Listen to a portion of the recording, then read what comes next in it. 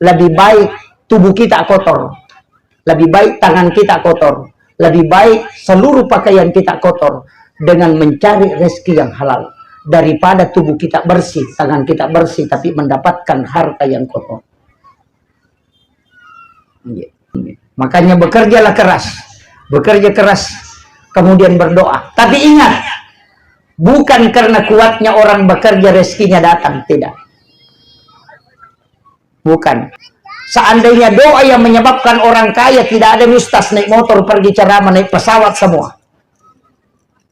Seandainya baca-baca orang bisa kaya, maka orang yang sudah belajar pasti sudah kaya.